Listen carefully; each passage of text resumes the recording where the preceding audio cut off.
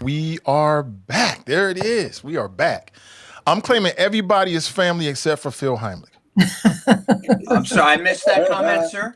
I said I'm claiming everybody is family except for you, sir. Is family? Family, that's right. Oh, I'm not family. Is that what are you trying to say? You know? Extended family, Phil. Well, I would hope I am. I've been with you guys. Well, how long? We've been doing this a year or something? Yeah. It went over his head. It's okay though. What's up, Phil? How you doing, sir? I'm doing well. Not to jump into anything heavy, but I just want to say something so I don't forget. The New York Times has a podcast called The Daily, where they take one issue and they talk about it. And I just listened. I really encourage all of you and our listeners to listen to today's, because it's about these 250 Venezuelans who, most of whom didn't have criminal records or anything serious, who were sent to that prison in El Salvador. Mm-hmm. And were there for quite a while until finally they went to Venezuela. Talks about the sexual assault, the torture, denial of food, denial of medical care for these people. It's just horrendous. And I just listened. I was just impacted by it, just listening to it. And I would encourage all of you to listen to it. It was just horrific. Look at Phil making me feel bad. Look at you showing your big heart. Man, now I feel bad about messing with you. I have I have a big ego, that's for sure, but I also have a big heart. You know? Yeah, absolutely. Hey, Michelle, how are you doing? Good to see you. I'm very good. Very good. Good to see you. Tarris, sir, how you doing? The elephant in the room, how you doing, sir? Wonderful. Glad to be here once again. Glad to be here. And Kevin Aldridge, the voice of reason. How are you, sir? Hey, happy Tuesday to everybody. Good to be back. Good to be back. Good to see everybody. And to the audience, Kevin, do you want to explain your background? Because my understanding is you are in the process of impacting for better or for worse the young minds of our society. Only for better. But yeah, good point. Only for better. That's the eye of the beholder. Okay. Yes, it's my honor to be here at the Ohio Media School here at their campus in Norwood. Came out today to speak to some of the students here, primarily about working with us on the Hot Mic podcast. So we're trying to get a few interns to come and help us improve the quality of the show and the production, and do some stuff that, quite frankly, Nathan and I don't have the capacity to be able to pull off by ourselves. So we needed a little help. Are you talking about like common sense or something more technical? That too. We talked about them bringing their creative thinking to the show as well. Yeah, so I think we got a good crop of students who are interested. So I'm excited. Yeah, absolutely. That excites me. Yeah, absolutely. I think it will be for the right interns, I think it'll be the kind of thing that'll build your resume for sure. So looking forward to it. But I want to say what's up to the people in the chat. And I want to start at the very beginning. Got a lot of folks here. I appreciate you. I mean, time is everything. And for the people in the chat, you know, working and taking care of your business and your family, the fact you take a little bit of time with us means everything. Callie writes, good evening, people. Good to see you. Good afternoon, she corrects. Pamela writes, good afternoon, Nathan and the guest panelists. We like to say crew. Kamika writes, hey, everyone. Good to see you. Regina, good to see you. Crutha, Steeler fan. The bane of my existence. Did they win on Sunday? I don't even check anymore. Did the Steelers win? I think they did. Okay. Well, congrats to the Steelers. I ain't going to hate on you. Pat's in the house. Good to see you, Pat. Tony is in the house. Always good to see Tony and Pat and everybody. Nat writes, good Tuesday, Nate and crew. Listen, just take a second and hit that like and share button. It means everything. And just a little bit of housekeeping. Starting in January, new season of the Hot Mic Podcast, season 2. And on Facebook, there's going to be one big change. When you watch the live stream, it will only live stream on our Hot Mic Facebook page. So we'll be live streaming in 2 destinations, YouTube and Facebook. First, Hot Mic Cincy is where you can find us. So if you haven't already done so, if you like to watch on Facebook, just go to our Hot Mic Cincy Facebook page and follow us. And that way you'll get the notifications. All right, let's get straight into it. So some big news has happened in the last few days, and that is a big-time settlement for the city of Cincinnati. Remember going back to, I believe it was the Breonna Taylor protests during COVID. There was a lot of outrage about the way protesters were being treated. Some people said they were mistreated, that they were put in harsh conditions outside the county jail. Well, big payoff. I believe that number is about $8 million. And there's going to be individual payoffs for a lot of people into the 5 figures. Some people are saying, hey, you know, the city and or county was wrong. They chose the wrong direction. So this is what happens. Other people are saying, why are you paying off criminals? Why are you paying off people for breaking curfew? I bring it to the crew. What do you think? Who's right in this situation and who is to blame? Well, I think, you know, when you look at the situation, I understand people's distaste for wanting to pay what they perceive to be lawbreakers or curfew violators, but you got to look at why the city found itself in this position. And I want to say this is not just a blame the police thing. This is blame the policymakers thing. One of the major complaints highlighted in the lawsuit was the fact that the city's curfew was unenforceable and unconstitutional. And that was because it was vaguely written. What makes the curfew in 2020 different from, let's just say, the curfew that they recently did is that curfew is very specific. Youth of a certain age are not allowed in downtown OTR and the banks after 7 o'clock. That's very specific. You know who you're talking about. You're talking about a specific age group that's not allowed to be in a certain place at a certain time. The 2020 curfew was not like that. You know, they had undefined groups like essential workers who were exempt from the curfew without actually defining what an essential worker is. And they had a few other categories there. So it was unclear exactly who could be out and who couldn't be out. And, you know, could a resident say that they're an essential worker or a healthcare worker or whatever it was. And that was primarily the issue that the city found itself in, which is why some judges found the curfew to be unconstitutional. My guess is that the city sort of recognized, hey, this is a battle that we're not going to win in court. So as is the case with most settlements, you sort of cut your losses and say, here's where we're going to draw the line and where we're going to try to get out of this versus spending more money endlessly battling this thing in court, which could have amounted to more than $8 million. And then you still might wind up having to pay people anyway. So that's where I'm at. You know, if the city had crafted a better curfew policy, then perhaps they wouldn't even be in this situation in the first place. Who was the mayor at that time? John Cranley.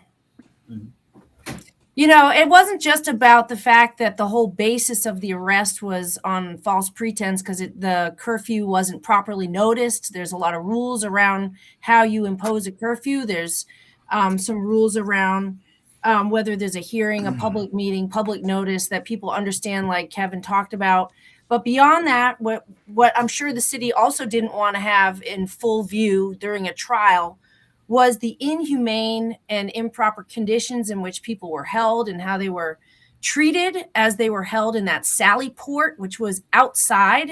Let's remember, these folks were detained in an outdoor area without access to food, water, access to bathrooms, like they went to the bathroom on themselves. And in America, we have some rules around detention and how we detain people. And it includes stuff like humane treatment. And these people were not treated humanely. And that is really, beyond just the rules of the curfew not being properly done. I think that would be more divisive in a way to lay out how these people were actually treated, which is why they ended up settling, because they didn't want all that out on the front page of the newspaper, probably. So yeah, it wasn't just the curfew, it was how they were treated. And this is so important. Like, as I look at this story, this isn't just about Cincinnati. It's about protecting the rights to protest and the rights to gather. And what is a municipality's response to that? And I am so grateful that this lawsuit included, it looks like they're going to do some policy changes. Part of the settlement is the city's going to have to craft a new, quote, civil disturbance operation procedure guidebook, which will guide their police officers and others into how they are or are not to respond to civil unrest or protest or public gathering of people. Because what is more American than our First Amendment right to gather and to have free speech and to express our dissatisfaction with how things are going? That is uniquely, I would say, American, and we have to protect that at all cost. And to have people say that we could just let this slide, that these folks were treated this way and inhumanely treated and wrongly, they dropped all the charges. That tells you everything you need to know right there. It wasn't even a valid that doesn't necessarily tell you all you need to know. Well, it tells you a lot. It means they didn't have a legal foot to stand on to give these people misdemeanors or felonies or whatever. Not necessarily. Well, let me say that. Can I add this point too? I think this is an important point to clarify, because I've heard a lot of this being bandied about and it's just not accurate, is that the city is somehow or another paying the worst of the worst criminals, the people who looted, who did property damage, who were violent towards police. I think it's important to get the facts out there that nobody who is receiving compensation in this settlement is any of those folks. Nobody who was guilty of a felony, whether that's property damage or anything like that, that's not any of the 479 people who are represented in this lawsuit. So I think people like, the FOP president and others who want to make it seem like that the worst of the worst people who were involved in some very bad things that happened during those protests, that's not who's getting paid here. These are people who were nonviolent sort of curfew violators and folks who were shot with bean bags, tear gassed, and a whole lot of other things while peacefully protesting, right? Mm-hmm. And that's who we're talking about here. And I think we have to be very careful, as Michelle says, that you don't want to, criminalize people who were exercising their First Amendment right under an unlawful, unenforceable curfew. Like, that's just that. I don't think we want to be in the business of trying to categorize those folks as criminals. And I think we just need to be able to talk about this smartly and intelligently, not simplistically or misrepresenting who is actually part of this class of the lawsuit. It's not the violent people. And that point is clear. And those who are purveying that message, or if you're hearing that message, you're being fed a line of what. Can I ask you a question, Phil? Of course. So if you are representing someone who is fighting charges against the city, and then the city drops all the charges, wouldn't you take that as a full exoneration and that they did nothing wrong? Isn't that what you would? Isn't that how Well, you you're would asking two report? different things. It's a legal exoneration, but there's a lot of reasons the charges get dropped. Sometimes they just decide, hey, it's just not worth going through a trial and all this. A person doesn't have a criminal record. Doesn't mean the person was innocent or acted appropriately, but there's a lot of reasons charges get dropped. I mean, look on a bigger scale. Look what just happened in with the thugs from January 6th. Okay, they were everything was dropped there because just for political reasons. So there can be a number of reasons. No, I hear you. I'm saying, but if you were representing someone, wouldn't you? If that was the result of a case in which your client was the charges were dropped, wouldn't you put that out there and say, "Hey, listen, there was never any dare there. They were innocent from the beginning." Isn't Oh, that the way that you would put absolutely. it? I would be legally required to because I have a requirement legally to represent the best interest of that client. It doesn't necessarily mean what I'm saying is good for the city or good for the country or the county. I get it. So, lawyers are obligated to act in the best interest of their client. And Absolutely. listen, those January 6th insurrectionists, they were charged. They were found guilty. Some of them were doing time. And then they got, a pardon from the president. Let me give you an example, if I could, of maybe you're right, Michelle. That's maybe a bad example. I believe, correct if I'm wrong, that didn't Trump get the government, or isn't he trying to get the government to pay Ashley Babbitt's family like $3 million? Mhm. That is a classic example of a total injustice. They're not paying her or her family because she's some innocent person. They're just doing it to make a political statement. So there can be different reasons. Well, if I may, as far as you guys know, as far as when it comes to protests or whatever, in my opinion, once it becomes violent, I don't care what the cause is. I don't care who it is. It needs to be stopped. And we can argue that goes back to the 2001 riots, insurrection, goes to this. But here's the thing, though, to remember about the settlement, which is why I don't have a problem with it. As you know, there's open records laws that basically say a legislative body can't meet in private. Okay? A majority of them cannot meet, whether it's 2 county commissioners or if it's 5 council members. The exception to that rule is what they call executive session. In other words, when there is a lawsuit by or against the city, you don't want publicly to tell the other side, here's what we're afraid of or something. So that's the exception, where if we're on council, we meet privately, the whole council with the attorneys.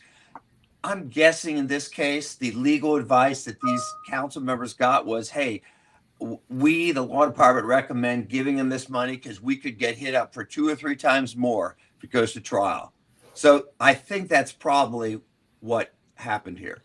So can somebody, maybe Kevin, Michelle, I don't remember all the details in terms of the timeline. So there was a protest that was raging. Did the city put a curfew in place to try to, basically kill off the momentum of the protest? No, Is that what happened? What happened was, I think it was after the initial night of protest, there was some violence. There were some stores that had windows broken out. There were maybe some issues with police interaction with some people. There were definitely some things that happened.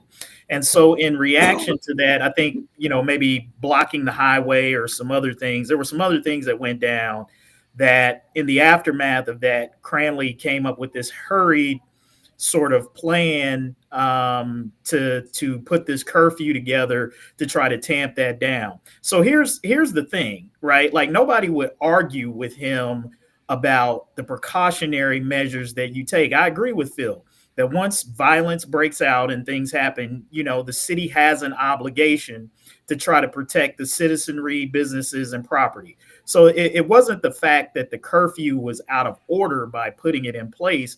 It was the fact that you hurried it so much to the point that you didn't cross all your I's and dot all your T's to make sure that it was constitutionally sound and enforceable. That was where the breakdown was, not the fact that you tried to institute the curfew, because let's just be honest, we saw in a lot of cities around the country where you saw it, particularly in Minneapolis, where you saw some very serious property damage and things. You can't justify that. You can't try to say, people are upset. Like, there's never any justification for that type of action, and the city is well within its right to protect people and property under those circumstances. And I think that was the idea behind it.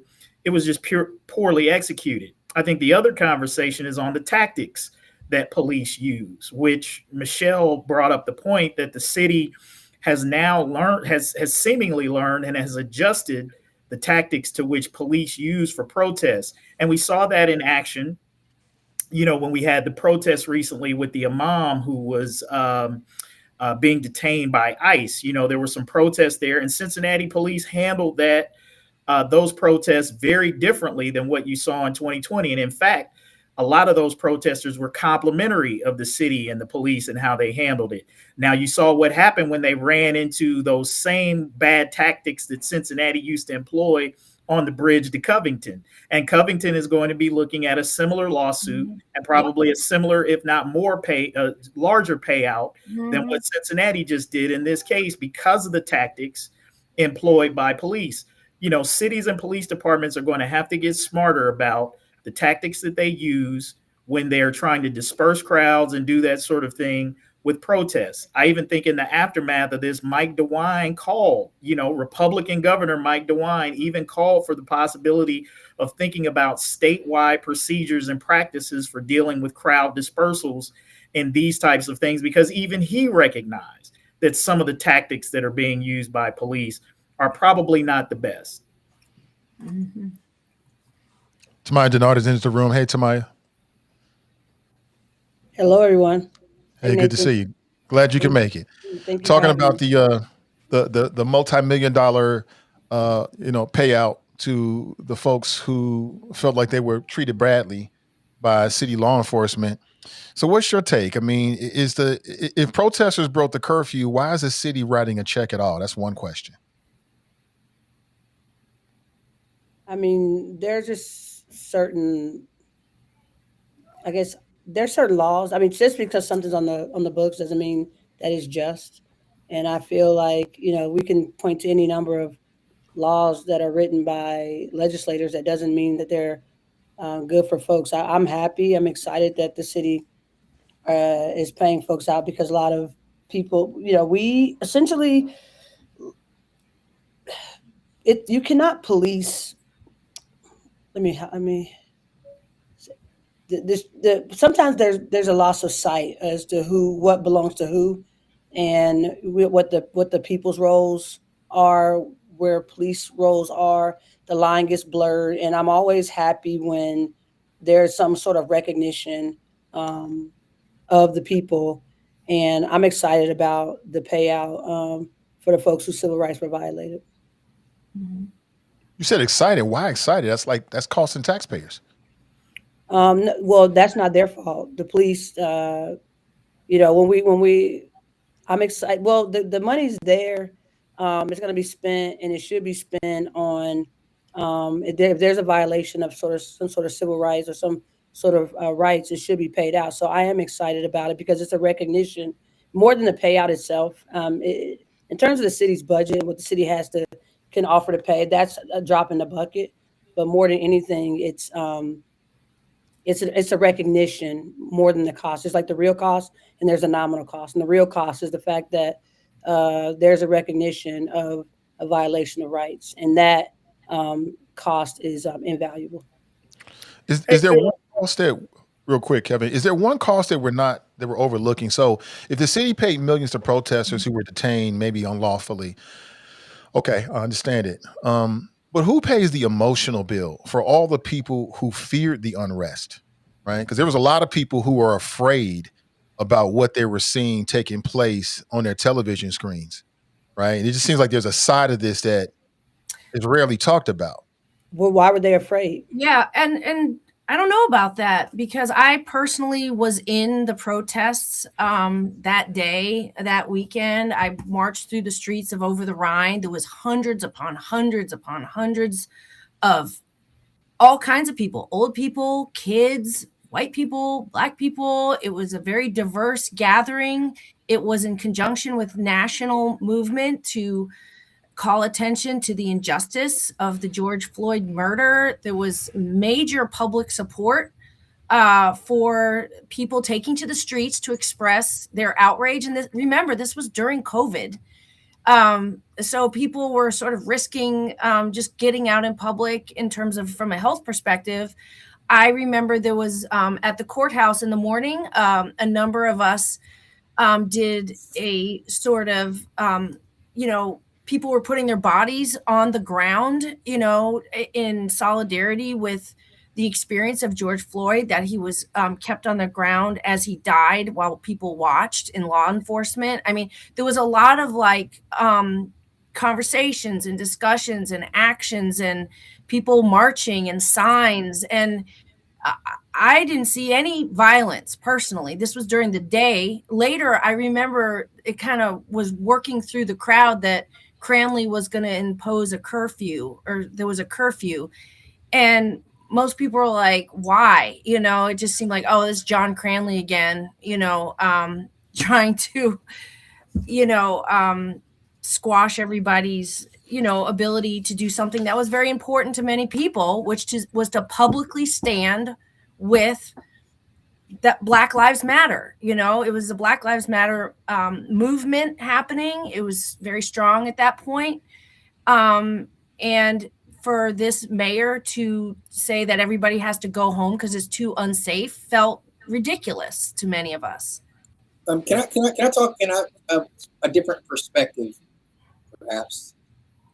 During all that peaceful and everything that Michelle spoke of, I wasn't out there, so I can't speak of that, but I do know what I heard on the other side of the game of there being paid antagonists who were placed there to create havoc. So everybody might not have been there, like the people who have been there, and I'd like for you guys to keep that in perspective as well. Like, you guys might not have been a part of that, but there is a group of people who were paid to go from city to city to city to where people were having a gathering, and they're, although in good faith to pursue Black Lives Matter, there was a group of people who were sent to hand young, impressionable Black kids bricks to throw through windows. Here, I'll do it first. Boom. Now you get some, and it's placed at specific places. So that's just like, that's something I'd like to enter into the chat as well, because it wasn't all just a peaceful going on. Because you said it's right. It's COVID. You had a most heated political race going on at the same time. Trump versus Biden. So there was a lot of stuff brewing at the time, and this was used not just as a place for peaceful protest. This was used for political statements. These were used for people to push their agenda, as far as like it's causing more right. Because you can't tell me the people who were peacefully protesting that night went through Elm Street and busted up Black coffee. That was some outsiders type people, because if they were from the inside, they wouldn't have done a Black-owned business. I just want to enter that kind of conversation into the chat and see if you guys. I'm glad you said that. I've heard that. I'm sorry. You want to go ahead, Kevin? Yeah, no. I was just going to say, you shouldn't dismiss what Tarris is saying outright. Yeah, that's what I was going to say. I'm not saying that necessarily happened in this case in Cincinnati, but that is true that does happen, that there are, and this isn't conjecture. It isn't propaganda. This is actually the truth, that you do have, paid antagonists or people who purposely show up at events like this to create that kind of negative attention and havoc. And I think that it's easy because Tarris said it to want to dismiss it and say, oh, this is just like a propaganda take. But I'm here to tell you that he's not speaking untruthfully about that. Yeah, you stole the words right out of my mouth. I was going to say the same thing, but what I would add to it is the question becomes who's paying them and what's their motive. Sure. Yeah. Right? I mean, that's kind of what you aren't ever able to discern, because either side of the political aisle will always say it's the other, right? Well, whoever paid them can pay that bill that the city now has to pay. Okay. Because right. Absolutely. That was going to be my other question I was going to ask Phil to weigh in on, or Tamaya, you have political experience as well. And Tarris, don't cities carry insurance policies for these sorts of things? So when we say this is actually coming out of the taxpayers' pockets, don't they pay premiums on insurance to where if they get sued, in cases like this that the insurance actually pays the bill? Is that true or not? I'll defer to Phil. Tamaya can correct me, but I don't believe the city has insurance. I think they put money aside. Am I right, Tamaya? They put money aside in a fund for if and when they get sued, which often happens. They have some reserves for that. Okay. Okay. Thank you for clearing that up, because I didn't even know the answer to that. What I had always, I don't know where I got this from, but I had always heard that cities sort of had like some kind of insurance policy to protect them against lawsuits. So you're saying it's more of an emergency fund or something like that. This is why this is so good, because it's an important payout that says, okay, police and county sheriffs or whoever else, there is a financial, responsibility along with your behavior as a public official, as a public servant. And now there's, like I mentioned earlier, they're going to have some new policy now. They're going to have some new direction. They're going to say there's a right way to do this and there's a wrong way to do this. And shame on these folks that they have to be told that you should give water and a blanket and somewhere to take a piss while you're being detained. I'm sorry for my language, but I mean, that's inhumane. This is not how we as Americans want each other to be treated, whether we're guilty or not. It doesn't matter. There is a bottom line of how people are to be treated when they're in detention. And they violated that. And they treat these people like animals.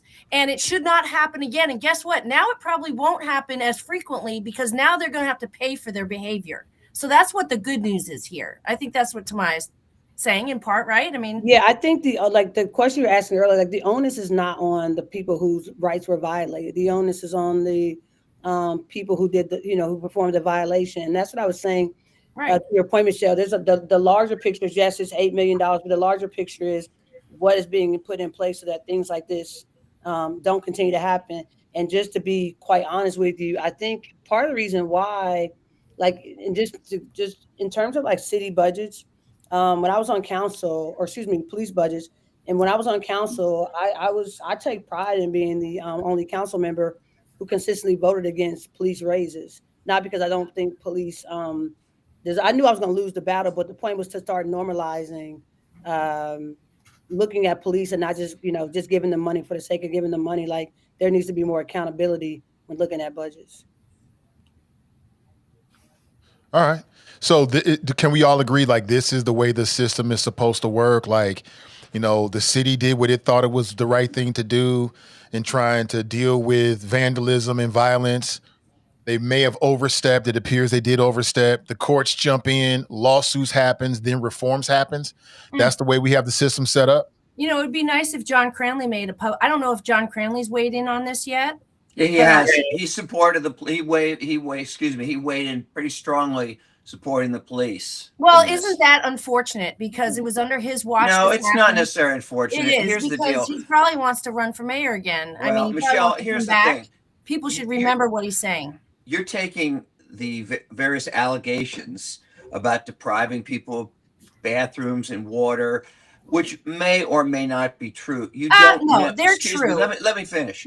I can guarantee you, when they go into that executive session, the city lawyers say to the council members, look, here's what we did wrong. It isn't necessarily we did everything that the lawsuit accused them of, but so we don't know for sure if that actually happened. I know for sure, because I know some of these people. Well, okay. But the point is, we don't know exactly what the basis for the payout was. Obviously, the lawyers felt there were some violations, okay, by whether the police or the jail or whoever, and they felt that they were vulnerable to a big verdict on that, whatever it is, and that's why they recommended it.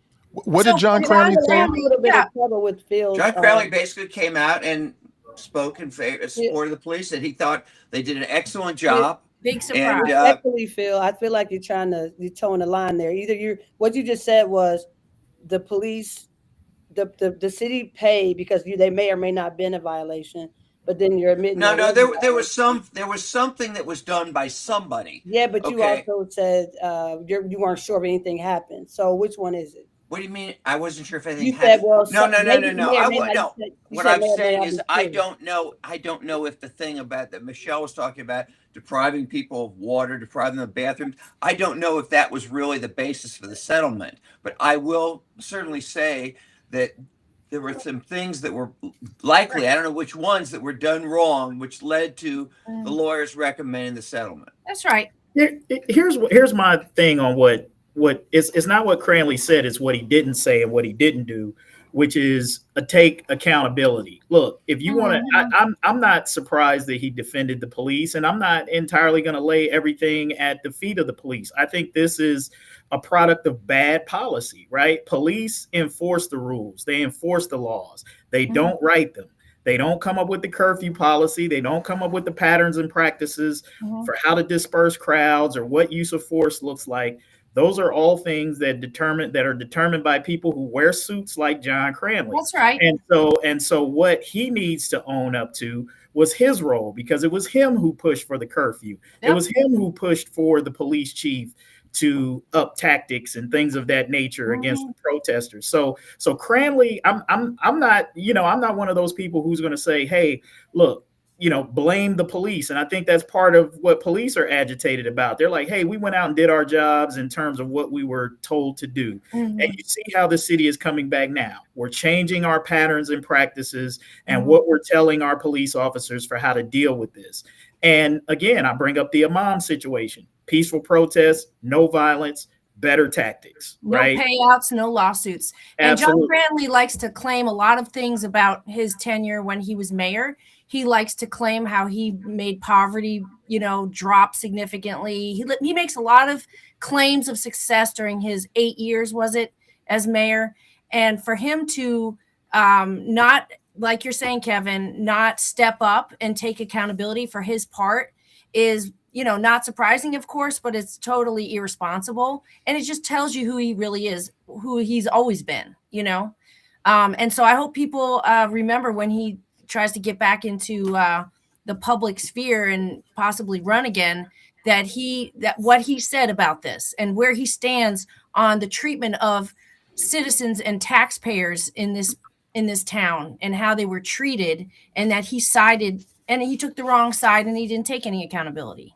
I want to take issue with Kevin Loudit. Kevin, I hope I'm saying your last name correctly. I see your comment in the chat. I think the police and the legislature are equally responsible. I feel like, yes, the curfew should not have been imposed, but looking at the legislation, there's also the way you carry out the legislation. So I'm not going to just and to your point, Kevin, I'm not completely just going to absolve the police of their, thank you, Loda. I'm not going to just absolve the police of their responsibility. They weren't just merely going out and doing what the city council told them to do. Is the way they did it, and they did it because they didn't care. They didn't because they knew John Cranley wasn't going to hold them accountable. So I'm not just going to just absolve. Yeah, I know, Phil. I've been there. I sat in the seat too, and so I'm just saying, I know what the process is for passing legislation. I didn't sit in the seat as long as you have, but I do know the process, and I know that the mayor sets the tone. And I know if the mayor likes green M&Ms, yeah, it's true. If the mayor likes green M&Ms, because then everybody else is going to like green M&Ms. Who wants to kowtow to his favor? Not only did I serve on council, I served with John Cranley, so I know how he works. I did too when he was a council member. Though, in fairness, I believe the so-called strong mayor or stronger mayor started the year after I left, whereas I think, Tamara, you had that kind of so-called strong mayor separate election in place the whole time you were on council, right? It's a little different situation. Absolutely, you're absolutely right. But I'm just saying, so the policy itself, the way it was written, thanks, Nicole, the policy itself might not have had the violations written in them, but the police interpreted it that way. So that's why I'm not quickly to absolve the police of their responsibility. They had to actually execute and carry it out. They're the enforcers of the law. They're the executors of the law. So while the council might have created it, while the mayor might have created it, I think there's equal responsibility. That's why the payout is there. Interesting. Yeah, and to my understand what I'm saying, I agree with you. I'm not saying that certain police officers are ones who did things that were clearly either violations of people's rights or an abuse of the discretion that they have at a minimum. I'm not absolving them from it, but I am saying that, you can head a lot of that off with clear direction from your leadership about how you expect, these officers to perform in these sorts of environments. And I think that's being conveyed now. Again, there's clearly messaging that's going out to police officers that, hey, here is how we want you to respond. Here's how we're training you to respond. New training to be responded. That didn't happen in this instance. And that's where I think it's a failure of the leadership. Certainly you can say, yeah, every police officer has personal accountability for their actions. But I think, from a leadership perspective, and this is why I'm always critical of the politicians, that leadership is needed most in situations like this. This is where real leadership shows up. It doesn't show up when everything is cool and nothing's not happening. Real leadership happens when stuff hits the fan and you got to make good, sound decisions in a short time frame. And you're not just going for the politically expedient matter on this to do the sort of the optical thing. I mean, it's one of the things that people are critical of our current mayor about being concerned with optics versus, offering real leadership in tight spaces. And so wait a minute now. Well, you're talking about superhero now. I'm talking about my superhero. I'm not speaking about I had to have fun with it. That's specific. I'm just saying that's one of the criticisms that critics of the current mayor have as well. So I agree with you that there's, but I think it's easy. I think it's easy to just lay the blame at the foot of the police and sort of absolve the politicians of their leadership role in this situation. And that's what I'm saying. If you're going to have smoke for the police, bring smoke for the politicians who instituted these policies that gave them leeway to be able to do these. I have no problem giving smoke to John Cranley any day of the week, but I will say that it did take 5 years for these folks to get justice, essentially, and for them to be dragged through the press now as criminals being paid out. It's really unfortunate. What is a good thing about this, I will say, is that it does signal to the broader community that that they still have their civil rights in the city of Cincinnati and in this county, because protests are only going to get more frequent, not less frequent, especially with this administration. And the fact that we now know that we are to be treated humanely if we are arrested. There's rules around that. There's conditions in which we are to be treated as people who are arrested for civil disobedience. And so this is really important, like I said earlier, just for a broader message to the broader community, because I'll tell you, 2026, there is going to be massive protests on an increasing basis under this current administration. And it's important that we have our, everything figured out at this local level so that people feel they don't have to feel afraid to express their First Amendment rights in the streets, as they should and as they are free to do in this country. And among all this fascist stuff coming from this White House, at least here in Cincinnati, we can say we actually do abide by the rule of law, that people have rights. We abide by those rights. And if police and politicians are going to violate those, then they're going to have to pay for it.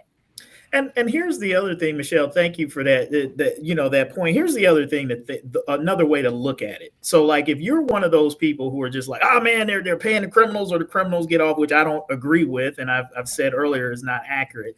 But let's just say this. Justice needs to matter to all of us, and police or anybody following proper procedures and laws to reach justice is an important thing. Let's just say this. A police officer has a drug dealer dead to rights in the arrest, but they fail to read them their Miranda rights. They go to court. That person gets the case thrown out because the cop did not follow the constitutional responsibility and law that person had. Yeah, that's a shame that a drug dealer gets released out on the streets, but that's justice in our justice system. Because if we start because somebody's a bad person and the cops don't read them their Miranda rights, you should still send them to jail or whatever. Their case shouldn't be thrown out because we think they're a bad person. then that creates a slippery slope for when someone who's wrongfully accused or did not do something and they're not read their Miranda. If we turn the other way on the drug dealer, then invariably it's going to come back and bite somebody else in a negative justice sense. And so we can't say because we didn't like protest or we didn't like what the protests were about that people's human rights can be violated. That's fine when it's somebody that you don't like, but it's going to be a different story when it shows up on your doorstep, and it will. So my argument in all of these cases is whether you agree with the payout or not, what we should all be in favor for is justice and people's rights being honored, whatever conclusion that comes to, whether we like it or not. Because when we start saying, hey, some people deserve rights and others don't, that's a slippery slope that we can go down, and it's not going to end good for any of us. Yeah, I can get with that. All right, let's switch topics here. So here's, I'm going to do something a little different. I'm going to throw you a curveball. This was not in the notes, but I think it's easy to digest. I'm going to show you Is this like a pop quiz kind of? Yeah, Nathan? yeah. Right, You can say that. It's okay. like a pop All quiz. So I'm going to, very easy one. I'm going to show you an image, and I just want your gut reaction. All right, you ready?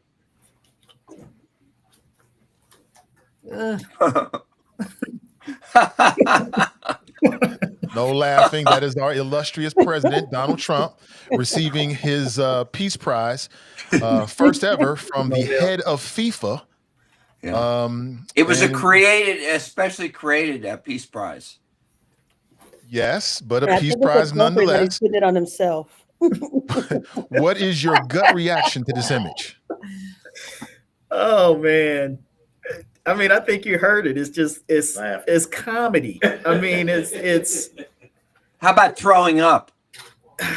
I mean, this guy, man, I just don't understand the people who just don't see the egotism, the self-centeredness, the self-serving nature of this guy, and then just the suck-ups and sycophants that are around him that play into that, you know, for their own personal gain or whatever it is. It's just comical, man. I mean, and I don't know if we're going to talk about this other thing, but with him, you know, taking away the fee-free day from national parks from MLK you're going straight into it. We're going straight into MLK Day, and then putting it on for his birthday. I mean, it's like, come on, man. This guy he's so transparent. He's so clownish at times. It's just, you know, just when you think that he can't do anything more ridiculous and unbelievable, then you see stuff like this happening, and it's the bar for him is hell. Like there's no, like there's, Kevin, I don't ever have a point where I think he can't get any lower. Like it's just like he outdoes himself every single time, and it's just it's like a toddler. Like literally, it's comical that he cried like a baby because he didn't get a Nobel Peace Prize. So he's gonna figure out how to give himself a prize, and it literally is like a toddler. It is like, and then there's him trying to rename the Kennedy Center after him. Like this is just, I'm damn embarrassed. Like this, I'm secondhand embarrassed for him. Like this is the most trash individual I've ever seen in my whole life. Like he is a real POS, and I really I get nauseous looking at him, and it's just disgusting how people look at him. People voted for him. People supporting him when he is who exactly we said he was. And what is even more disgusting, if there is anything that's more disgusting, is people who say, "Oh, I voted for him, but I didn't know he was going to be that bad." He was clear. You know what I mean? He was very clear. So that's the most disgusting thing. Like, you know, just because the disdain for Black women is so high that this is what we're dealing with. You think the FIFA World Cup FIFA is like World Cup, right? Like largest soccer community in the entire world, right? The World Cup is coming here in this hemisphere. The whole world, not Cincinnati, not just Hot Mic Podcast where we kind of sometimes get in an echo chamber, but the whole world. This guy is being recognized by the entire world. The whole world's laughing at him. FIFA. They're laughing, but he's just being recognized because is this that to me, when you say first gut instinct, he's making these people money globally. So they're recognizing they could care less how he's trending opinion wise, as long as FIFA World Cup to Donald Trump, his face is good. He's got a good face card with FIFA, which is much larger than the United States of America. When you break it down to it, FIFA is larger than the United States of America because it's worldwide FIFA World Cup. United States of America doesn't even compete in FIFA, like winning the World Cup. What's your point? You guys can sit here and have Donald Trump deranged syndrome and talk about how disgusted you are of him all you want and all that, but there's a group of people out there who don't feel the way that you guys do. I'm not worldwide. He's a laughing stock. Look, worldwide. Well, why is he getting this recognition on a world? He gave it to himself. It's a laughing stock. No. They're doing it because they want protection. They don't want ICE. If that's what you say, hanging around. They want to be protected. There you go. There's some of that to there. There's some truth to that part of it. But to laugh it off of it, like he's just being an egomaniac. This is strategic. This is the equivalent of Benjamin Netanyahu standing at the White House and saying, "Mr. President, I am nominating you for the Nobel Peace Prize." Yeah, he really believes Trump deserves it. He's sucking up to him because he knows if you suck up and give him awards, he'll be nice to you. This is all they're doing. They're afraid. They are afraid. Well, they're afraid of the just real. 1 second. Yeah. They're afraid. FIFA's afraid that if they aren't on good terms with Trump, that they're going to be ICE agents hanging around these matches, trying to arrest people, not necessarily players, but fans or whatever. And basically, they're giving them this to kind of suck up to them. That's what it comes down to. It's not going to work. We're still going to have ICE agents because there's a lot of quotas that haven't been met and that they will be met during FIFA games. And let me tell you, what really matters is the approval of voters in America, which on every measure that he ran on is now way down. And that includes among MAGAs, from immigration to inflation and prices to job security to national security to affordability. On every measure, when you look at the current polls, no one is happy with Trump. And the 2026 election will be a referendum on him. And hopefully everybody gets out the vote, because this man is an existential threat to democracy in this country and us sliding into fascism. He has the lowest approval rate of any president who had a second term, including Nixon during the Watergate scandal. Can I agree with Tarris on something? Well, this is why always happen. He's putting a medal on himself because he knows all this is true and he's scared crapless, and it's all a big act because he knows he's underwater, and him and MAGA are on their way out. I don't think Donald Trump cares about that, though. I mean, look, here's one thing that Tarris says that I do agree with is Donald Trump is done at the end of this term. It doesn't matter whether he's a lame duck or not, because Donald Trump right now is collecting friends, favors, and cash. And that's really what he cares about. He knows he's not going to get, no matter how much bluster he has, he knows he's not going to get a third presidential term. I think people need to stop talking about that. I don't even think Donald Trump wants a third presidential term. What he wants is exactly what he's getting. And if you watch what he's doing, all of this is setting the stage for him and his family and his quote unquote legacy for when he's gone. He's releasing drug cartel kingpins. He's doing all of this stuff because it curries friendships, favor, and cash for him. And I agree that there needs to be preoccupation on Donald Trump to the midterms, because the Democrats need to secure the houses of Congress so that they can begin to undo some of this stuff and prepare themselves for the next presidential election. But as far as making Donald Trump sort of like as big a deal as we tend to make him, I'm not offended by this. I actually just kind of look at it as more just confirmation of how I can't believe people just don't see through his paper thin egoism. I mean, the fact that he basically bullies people into giving him recognition. He's like that person who doesn't actually win the championship, but goes out and has their own trophy made for them that says they won, right? Like that's Donald Trump is that guy, right? Like if you're not going to give me the trophy, I'm going to make my own and say I won it, I want to hear Phil tell me, because he was starting to go into how he agreed with Tarris. So I want to hear more. See, Tarris, first of all, thank you. First of all, Tarris, don't say we never agree on anything. Okay? Let's be sure.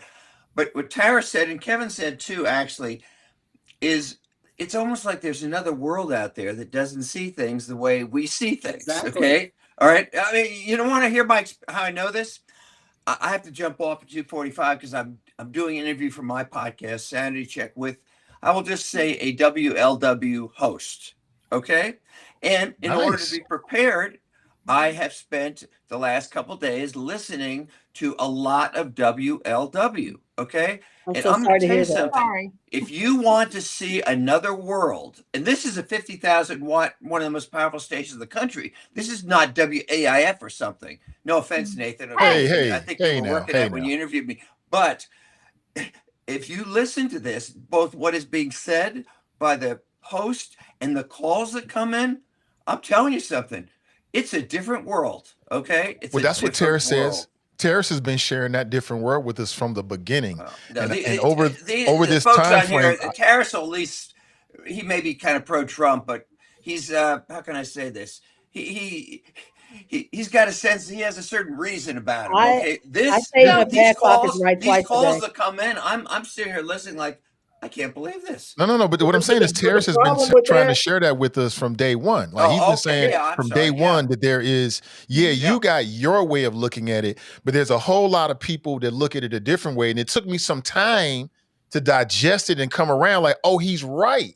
There is a different way. And while I might think whatever I think, they think whatever they think.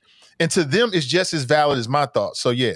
But I get what you're saying. The problem that I have with some of those platforms, Nathan, which is I think which is a little different than what we try to do here on Hot Mic, which is there's nobody that calls into many of these platforms and challenges the ideas and thoughts that people have. So they're allowed to live in there, as Tarris always. When they do, they get shut down. They get shut down, just like on here. If it wasn't for me, if somebody came in here and speaks the things that I did, and even sometimes when I do talk about talking points, I get shut down instantly. I can remember even with Michelle before she got to get to know me a little bit better. She was like, "Since you voted for Trump, you're done."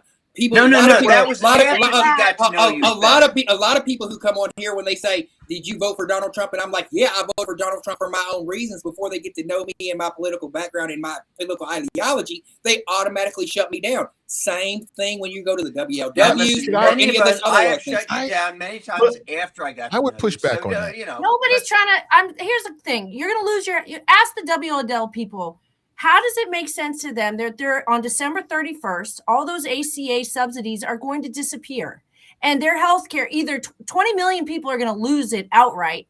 Many, many more are going to face huge cost increases. And you know what they're going to say, Michelle? Michelle, I'm going to let you know what they're going to say. They're going to be like, I'm glad I voted for Donald Trump because if I didn't vote for Donald Trump, I'd have Kamala Harris and Scampon Timmy in the White House right now, who has had $8 billion scammed by the Somalians and the taxpayers. That's what the. You're not listening. You're not listening. You're not listening to me. You're not listening to me. I know they're making it make sense. So I'm going to pay instead of $200. I'm going to now pay $1,200. But in my brain, I'm going to make it okay because at least we don't have Kamala Harris. Is that what they're doing? Is that how it works? You see, as soon as I said what I said, you automatically shut me down and didn't hear. I'm asking you a question. Yes, they will say, and we voted for Trump, so we won't have Kamala Harris and Tim Campon Tim, who let $8 billion go under his watch. Do you believe that? They would say that. That's exactly what they would say. Is that your thought? Is that your thought? That's exactly what they would say. They would say, how on their watch would you let $8 billion get scammed out of you from immigrants coming in? But here's the problem. Somebody get in real quick. Can I just ask? It already started. I hear what you're saying. You're projecting onto the hypothetical WLW voter. Is that your sentiment? Is that your thought? Is that what you're saying? Michelle asked the question. She said, "How would these WLW I know. people I families hear you. answer?" And then I heard that. I said, "This how they would answer." I And know. then I from heard. there, and you're I asking asked me you my is that- opinion. Yes. I really don't have opinion on that kind of stuff, because I'm more my focus is more of a local focus on my community that I can touch. But I'm just giving you a counter of what people would say, and they could justifiably say it, because if Tim Walsh would be our vice president right now in his community under his watch, we had $8 billion worth of tax money. That's what here's the problem with that, and here's the problem that I have with that is people who would say that have no problem with the grift that Donald Trump and his family are doing. So this is the part that maddens me about these conversations. And this is why I say that you can get that off on WLW unchallenged and get it co-signed, but they never have to answer that question of, okay, if you want to stand 10 toes down on that principle, then how do you turn the other way when your guy is doing it? So is it okay that your guy is doing it because he's your guy, or is it wrong in general? This is the same perspective that I try to bring to this show all the time, is you either believe something is right or wrong, or you don't. It shouldn't matter who does it, whether it's Aftab or whether it's Corey Bowman, whether it's Donald Trump or Kamala Harris. If you believe in the principle of something, it shouldn't matter because they're your boy or they're your girl or friend or whatever. They need to be called out equally. And the problem in our politics, and I say this all the time, the essence of politics is hypocrisy.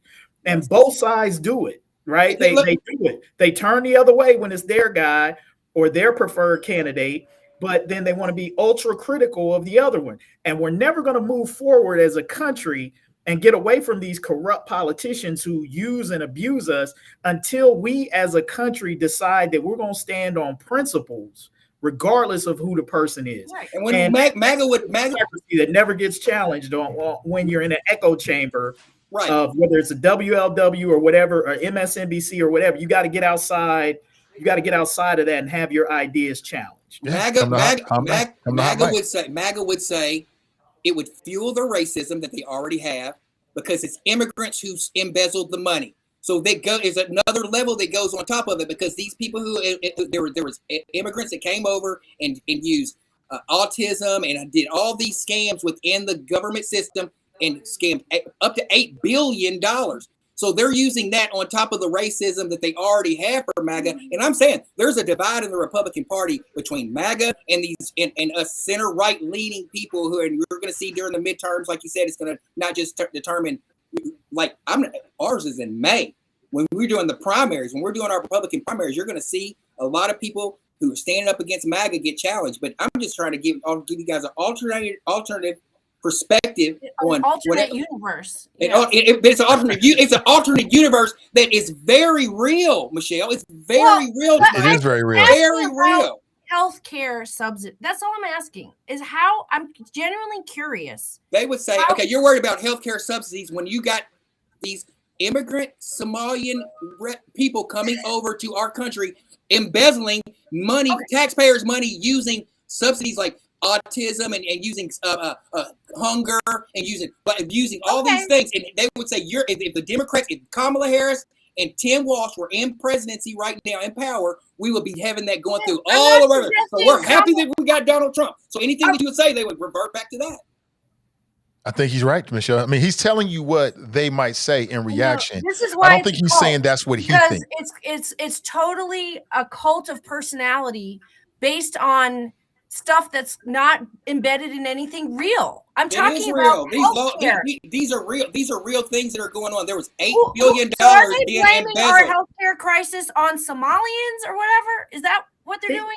They would say, why are you worried about that? Whenever if under the regime of Tim Walsh and under his regime, more stuff will be going out the window, and we will be worried about more other stuff in healthcare. So okay, I get it. So don't worry about how bad it is, because it'll be much worse if the other side wins. Exactly. Wow. That's how. You know what? We deserve better. We deserve better in this country. That's what he's saying. We do. Can I say one thing real quick to Tarris? I would like to think, and it could just because I'm a part of it, but I would like to think that you don't get shut down here, because shut down means you're not in my head, it means you're not allowed to speak. It means that no one's listening. Here, you're going to get challenged. You're going to have to rhetorically back up what you think. You're going to have to offer some anecdotes or some kind of logical line of thinking, or else, it may not go so well over here. So I think there's a difference between being shut down and being challenged. And here we want to challenge you. I mean, not to the point where it becomes uncivil, but intellectually, where we can be stimulated and maybe figure out where people are coming from. Yeah, here's a thought, and I heard this. I think it was a quote from the ancient Greeks who said something along the lines that stupid people are more dangerous than corrupt people.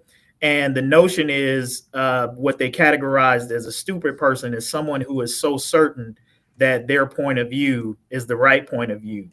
And I think it's a wise notation to all of us to sort of, we can have our convictions, we can have our beliefs, but the reality is what we know is always vastly outstripped by what we don't know. And I don't care how smart you are, nobody knows everything.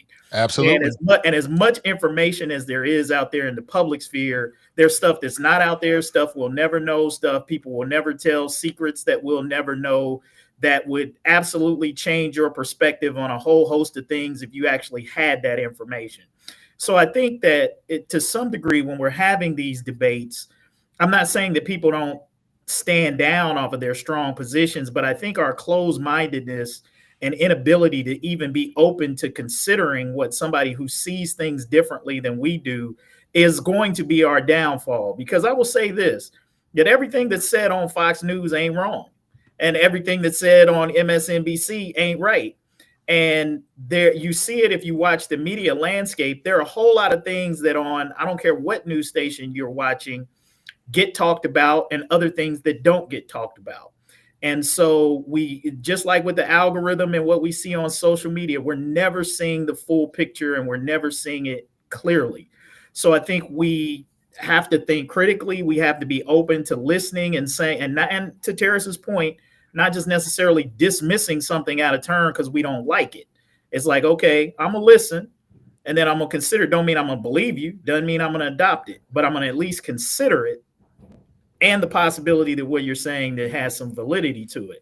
And I see so often in our discourse, we're just so quick to rip off and say, oh, that's a lie or that's not true because we simply don't like it. Yeah, Well, that sounds about right. Here's one last. I'm sorry, Michelle, go ahead.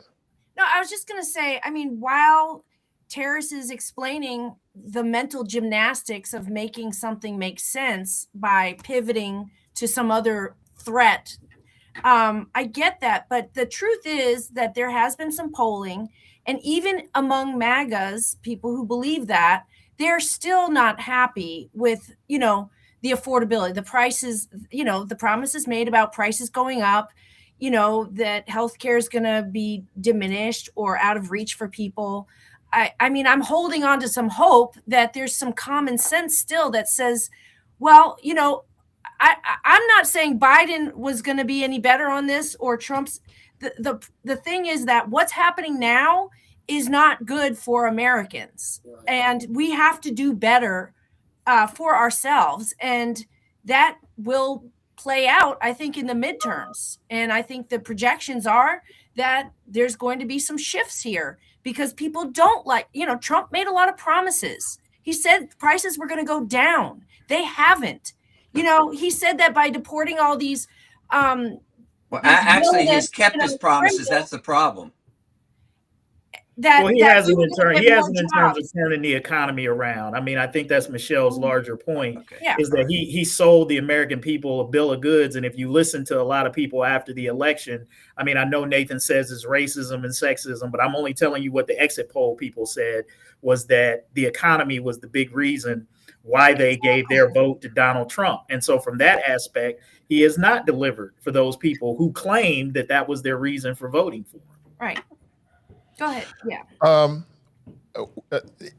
Going back to Donald Trump. So I know that a lot of people on the conservative side, and again, Tarris, Phil, set me straight if I'm wrong on this, but I've heard people say that they want to return America. They want to make America great again. Go back to when America was tougher, back when, you had real gymnastics in the school and you didn't have participation trophies. Is this a participation trophy, participation award? Say that again, Nathan. I'm not quite sure I followed that. Depending I was saying, I've heard a lot of conservative-leaning people say that they're against the idea of participation awards. So I'm asking, is this a participation award that our president is accepting right here? Is this DEI? What is this? Or is it merit-based? It's just plain old flattery. That's all it is. Just like I'm nominating you for the Nobel Peace Prize. It's just basically knowing how Trump is, that you got to kiss his ass, okay? And the sad thing is, like, I feel very strongly about this whole Ukraine thing, and the fact that Trump is basically trying to sell him down the river. And I think that the people in Europe and Zelensky, I think they're starting to figure out that America is no longer with us. They're out. Okay, they're with Putin. Okay, I think hopefully they're starting to realize.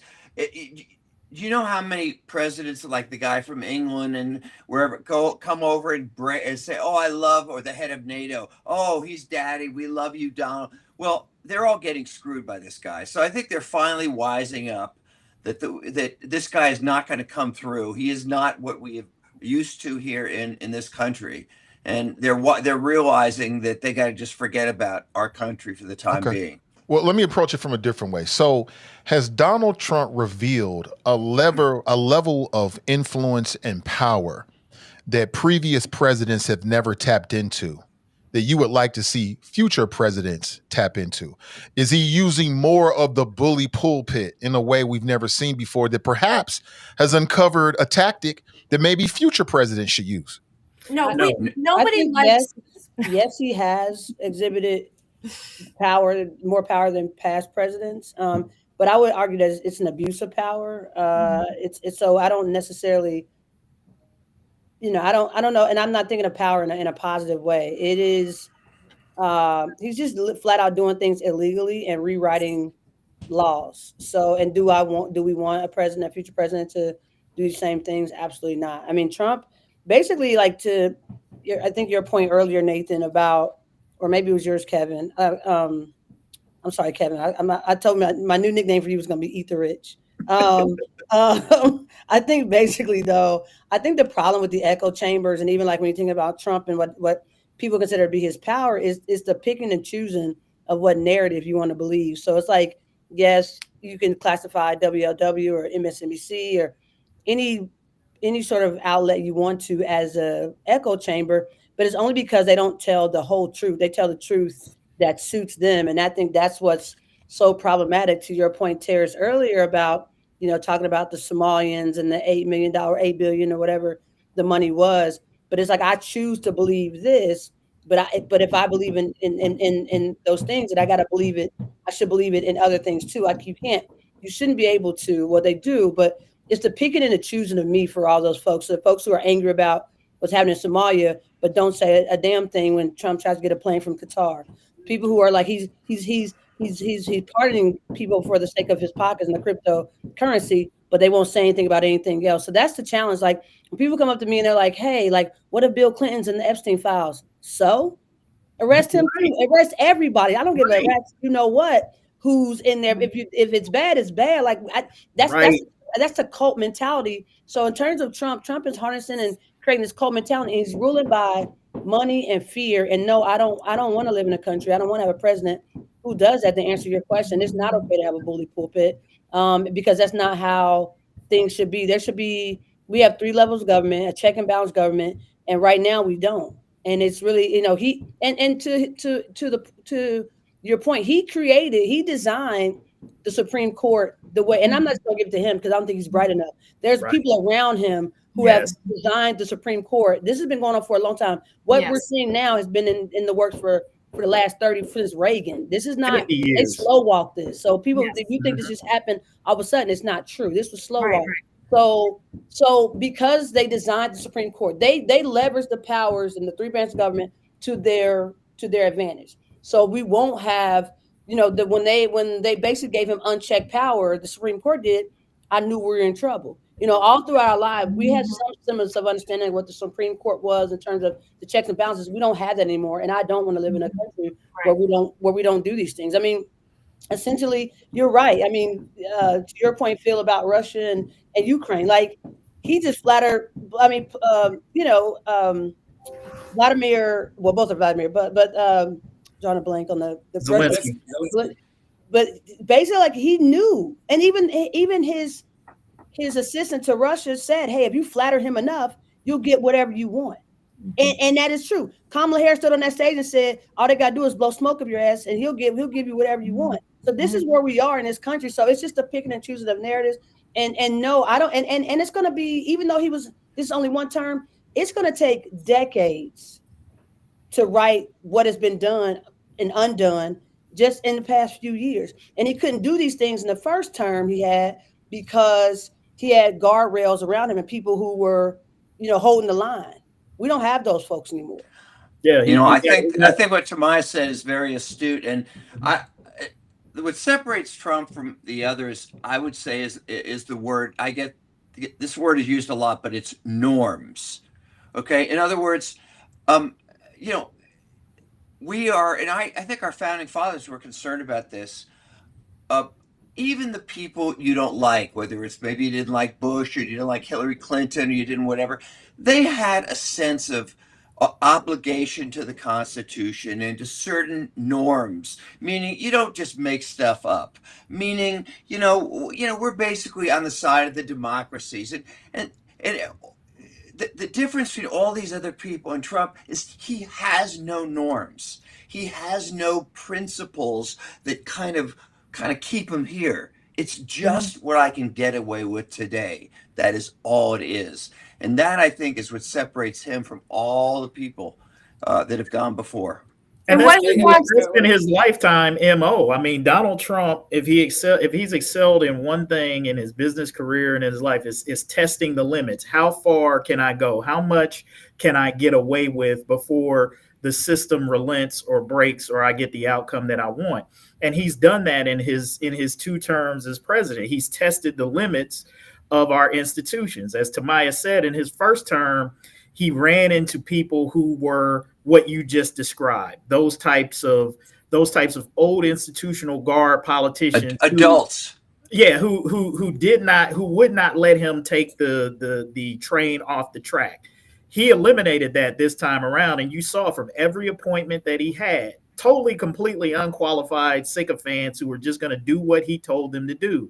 And then when you've got a Congress that he's bullied into submission, that goes along with everything that he says because they're scared they're going to get a primary from a MAGA candidate that he's going to endorse. And then you have a hand-selected Supreme Court that owes you their lifetime appointment.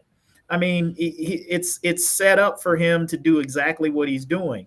So a lot of the power that Donald Trump has, he's basically had handed to him by the 2 branches of government that's supposed to be checks and balances. And then the other part of it is Tamaya said, I'm going to push the limits of everything to see how far you can do it. And then I'm going to apologize for it later. He's the master of do it now, apologize for it later, or the court, take me to court. Like Donald Trump, that's been his thing. Hey, take me to court. If you won't get this money that I said I was going to pay you for this contract work, take me to court and try to get it. And if you can take me to court and get it, I'll pay you. Otherwise, and even then, I'm going to appeal it to death. But if you can get it, good. You're going to work for it. And Donald Trump is making it's far more dangerous than that, though, because what he's doing is he throws whatever he can, sees what sticks, gets away with it. In the meantime, he's dismantled the civil service of the federal government. I mean, he shut down the Department of Education, for example, and international programs and such. And it's so, and the whole point of it is to drive wedges and to seed, violence in our cities, and also to make us distrust one another and to be paranoid and to hate one another and to be afraid of outsiders and all that fascist stuff. That's all in the fascist playbook. It's what's happening. And unfortunately, it can work. And why is it so important that we understand how this works is that we have to fight against the natural instincts that he's tapping into of the apathy and the fear and the paranoia that can happen so quickly. And so how do you fight all this right now? Yeah, we can vote in November in the midterms, but each and every day, and this is why it's so important that we talk to WLW people. I really want to understand how to sort of come together on these things, because at the end of the day, we all care about our children, our health, our families, whether we can put food on the table. You know, that's what's important. Are we safe? I don't agree with that, Michelle. Before y'all go, I want to get a take on here. I want to get a take on here, man. I agree that as individuals, that as individuals, we care about those things for us and the people that we care about, but we don't necessarily care about whether certain people have those things. And I think that's the mistake that we make. Tamaya said something that's very important. I think we give Donald Trump way too much credit, and we're putting too much on Donald Trump. I think the important thing that she said is that there are forces and that there are individuals who have been plotting this for a long time. And there are more individuals than you think who share this mentality. Donald Trump is a useful tool. I personally don't think Donald Trump is a fascist. I think he's an opportunist. I think Donald Trump only cares about Donald Trump, and he will say and do whatever he needs to do to make himself feel aggrandized and important and to get money. The guy used to be a Democrat, for God's sake. There's nothing Donald Trump won't say and do that services him, and he's the perfect tool for factions who have a much more nefarious and perhaps fascistic appetite for what they want to turn America into. So I've always said that I think Donald Trump is not a mastermind. He's a useful tool for those who are the masterminds behind it. Let me get in after this one, because we've had, since Obama, after the legacy is gone, that's when they made their money. And if Obama had a larger family network, like legacy, he would maybe be able to have a legacy, maybe like the Bushes had their run. Fast forward to Joe Biden and his family and his son getting money, but his son was a screw up, so he couldn't capitalize from what you being the United States of America's president could capitalize from a legacy standpoint and making money standpoint. Let's fast forward right now to Donald Trump. He has money, business people all around him. So for the next 3 years, that's what they're going to do. They're going to make their money, whether it be in the crypto industry, whether it be getting something from Qatar, whether it be Jared Kushner getting his hands up in the entertainment industry and monopolizing that. That's just what they're going to do, because that's illegal. You do know that they're not. Okay.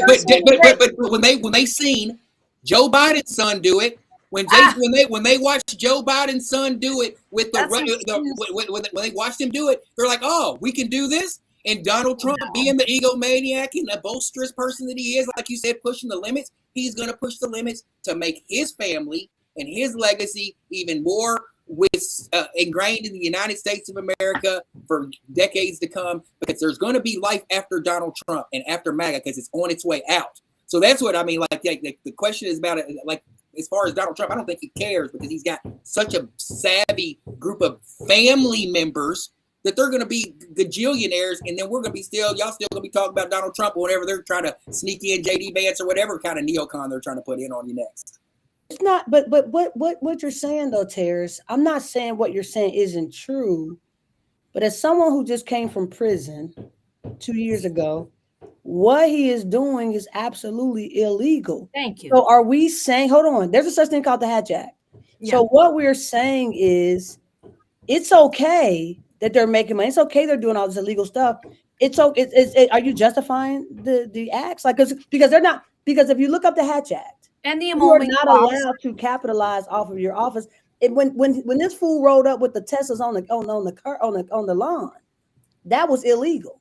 In any other space, these are legal, and that's what I'm talking about, the norms. So I hear what you're saying, but it's like what I'm hearing people say is these things are okay. I don't care what is the law and what isn't the law. Y'all are saying these things are okay. And what you just said to me was, when you say, well, he capitalized off of this, I don't give it. It's wrong. It's So not is it? okay. So it's wrong when Nancy Pelosi I does don't it. give a damn It's who wrong. does It's wrong it. when Okay, Chuck Schumer does it. It's That- wrong when all these people do it. So Tarris, you're right. It's wrong. Tarris, So, hold on, but especially when you're the please, president, you got the please, let me DOG finish. behind you. Let me finish. I don't give a rat's ass who is doing it. It's illegal. It's legal. That's the thing about just between me and you. I don't care if it's Nancy Pelosi. I don't care if it's Maxine Waters. I don't care if it's Donald Trump. I don't care if it's Biden. It's wrong. And so But that- your and to my- argument, hold on, your 100%. argument to that. So if when I say that that's wrong, your immediate argument, which is a lot of those MAGA folks are immediate arguments. What about so and so and so and so? And what That's the about so question. and so? You asked There the- is no whataboutism. There is I know. no. I know. For me, I know. For You me, are I wouldn't saying do it. I know. For whataboutism. me, I know. I wouldn't do it. I'm saying these what these people are I doing. get. I I'm get. not. It's, I'm not a judge, juror. I'm saying this is what they're doing. I know it's not good for me. I have to ask you, who are you projecting? Are you saying what you believe? Because I don't know. The line is blurred for me when you're talking about what somebody else. You create these hypothetical people. I'm not You're saying like, what I believe. I'm just saying what I think they say. But I'm really not saying think what I that's you're believe. saying. I'm not saying what I believe. I'm saying what I know is going on. I own. We all know what the hell's going on. I own a piece of this stuff, the history that's going on. I'm a That makes part you look of like this. a fool. You look To, like a to, to you, You look like a damn fool. to you, it makes me look like a fool. Don't say that to nobody else. For a Just long, say that to families. for in a long, when my great grandkids got a hold of this and it's worth something, I ain't gonna look like a fool because I know what they're setting up. I don't care. I don't agree with you. I'm talking about personally. I ain't gonna do nothing illegally. I ain't gonna do nothing illegally. But if I got a chance to buy me some Trump gold and it's gonna triple in value, I'm on it. Hey, Tarris, that's gonna be about. That's gonna be worth about. That's gonna be worth about as much as that FIFA medal. Oh no! It's about the same Timberland boot I have on. That's how Tamara, let me ask you a question because I think you posted something about this. Did you ever think about reaching out to the Trump administration to get a pardon? I absolutely would not. Not never. Not never. Let me tell you something. That's the thing. The thing is, when I don't talk too much about my situation, but I'll give you all a little inside baseball. Okay. When the election was over, my attorney, she reached out to me. She said, "Hey, do you want to pursue a pardon?" And because there's process. I said, absolutely not. I don't want anything from that administration because there's nothing about that administration that's legitimate to me. So I absolutely said no, thank you. And because I don't want it. I don't want to be associated. I'm not asking for anything. I don't need it. There's nothing about anything from that administration that serves me. So no, I didn't want it. But my attorney, because she was doing her job, because she's my representation, she reached out to me and said, is this something you want to pursue? And I said, absolutely not. Mm-hmm. So for someone, and let me just say this, if someone acts like they didn't pursue, and I won't say anything, but if someone acts like they didn't pursue a pardon, they're not telling you the truth. You have to pursue. There's paperwork that has to be filed. There's things that have to be done. And because that's why my attorney had to reach out to me, because she needs to know, she needs to file the paperwork. So if anyone says they didn't file anything, or Trump doesn't randomly sprinkle pardons on people. You have to actually apply it, and there's a legal process for it. Thank you. Got it. That says a lot about you and what you stand for, Tamara. And I was curious, what does the pardon do for someone? Does it affect whether you can run for public office again? I mean, what does it do? Well, there's a difference. If I can just jump, and I have to jump off to do my podcast, but Tamara can correct me, but it depends. There's like pardon. Pardon basically means it's wiped out. Okay. Now they have something called clemency, where you basically get out of jail, but you still have the conviction. And if you remember in the George W. Bush, that sleazy guy that worked for Dick Cheney, Scooter Libby. Okay. What happened was Cheney was pressuring Bush, give him a pardon. And Bush knew what he had done was just totally wrong. I won't get all details. So he said, well, I'm not doing that. I'll give him clemency, but I'm not doing that. Now, by the way, when Trump got in, he pardoned him. Anyway. And that's something. And you said to correct me if you're wrong. You were not wrong. That's exactly right. Interesting. Well, Phil, thank you for your time today, sir. I'll be looking for the pod. Tell people what it is and where it is again. Yeah, I have a podcast, and normally we tape it later than now. So that's normally I would be here for the rest of the show, but it's called Sanity Check. And I think I mentioned last time that I had Miles Taylor on, I think last week, or I think good stuff. He's the guy who wrote the anonymous thing. And I'll just say the person I'm talking to is somebody I'm in his law practice. Longtime friend is Mike Allen. That'll be on next week. But I think it's a fair thing to push back a little on at least some of the things that they say on WLW. So appreciate you guys giving me the grace to jump off, and hopefully see you next week. Yeah, thank you so much, sir. Hey, Phil, Appreciate it. Hey, Phil, before you go, Phil, I want to thank you for explaining that, because when I first heard the name of the show, I thought it was just going to be like you laying on the couch getting psychoanalyzed, which in and of itself would have been worth watching. I'm not saying that if that wasn't. Let me just say this: I am tired of people who hear the title of my podcast and question whether I am the right person to host a podcast with that name. And so, Kevin, I really resent that comment. But all right, I'll see you guys. Have a good one, man. Good question. TNT writes, bye, Sexy Phil. Yeah, take it easy, Sexy Phil. You know what, folks? That's all I got. I'm going to do something that I've always strived for, but I rarely accomplish, and that is do a 90-minute hot mic podcast. So this is good. I'm going to leave it right there. I appreciate everybody. And to the audience, thank you so much for your time. I know you're all very busy people. I really appreciate you.